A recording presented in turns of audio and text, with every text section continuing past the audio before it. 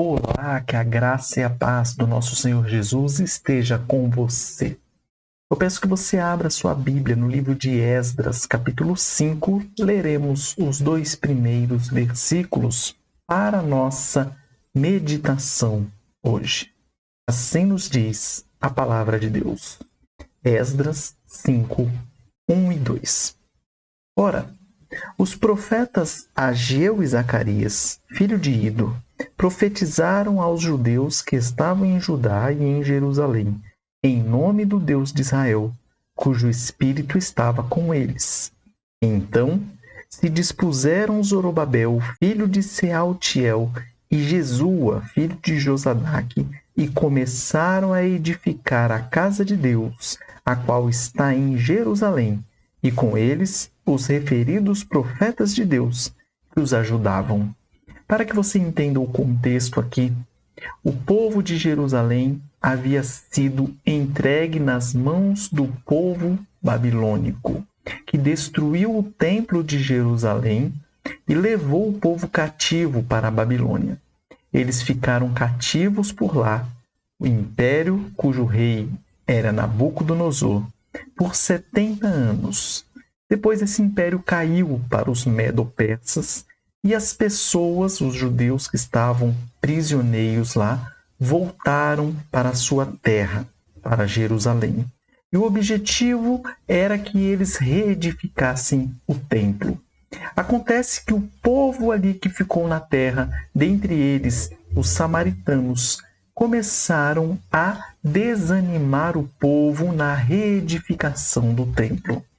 Veja o que diz o capítulo 3 de Esdras, versículo 3. Firmaram o altar sobre as suas bases e, ainda que estavam sob o terror dos povos de outras terras, ofereceram sobre ele holocaustos ao Senhor, de manhã e à tarde. Observe o que diz o versículo. Ainda que estavam sob o terror dos povos de outras terras. Veja também o capítulo 4, versículos 4 e 5. Assim diz: Então as gentes da terra desanimaram o povo de Judá, inquietando-o no edificar. Alugaram contra eles conselheiros para frustrarem o seu plano, todos os dias de Ciro, rei da Pérsia, até ao reinado de Dario, rei da Pérsia. Esse desânimo que chegou ao povo judeu fez com que eles suspendessem a reedificação do templo por volta de 20 anos. E aí nós temos a aparição dos profetas Ageu e Zacarias aqui na história. E a passagem diz que eles profetizaram e essa profecia fez com que o povo voltasse à ação, ou seja, voltaram a reedificar o templo. Eu queria chamar a sua atenção hoje para isso que está aqui nas minhas mãos. Palavra de Deus.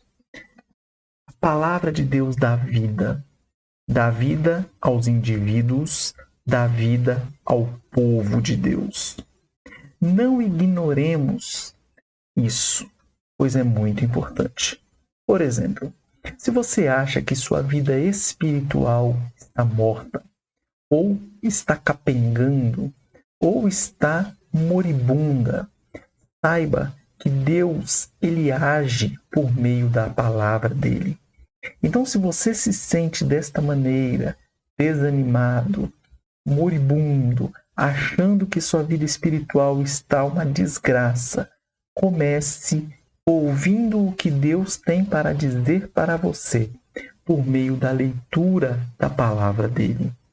Por meio dela, Deus pode te dar vida, Deus pode te reavivar, fazer com que você seja cheio do Espírito Santo, como diz a palavra aqui quando se refere aos profetas Ageu e Zacarias, no final do versículo 1, quando diz: cujo Espírito, em letra maiúscula, o Espírito de Deus, estava com eles e fizeram com que eles profetizassem, com que eles incentivassem o povo à ação. Da mesma maneira que Deus, por meio da sua palavra, pode te dar vida, ele também pode dar vida ao povo. Quantas vezes nós temos observado que o povo cristão do nosso país precisa de um reavivamento. E esse reavivamento, ele não vem de outra forma que não seja por meio da palavra de Deus. O Espírito Santo atua por meio da palavra de Deus. Então, se você quer que o povo de Deus seja reavivado, seja reanimado, se levante e vá para a ação.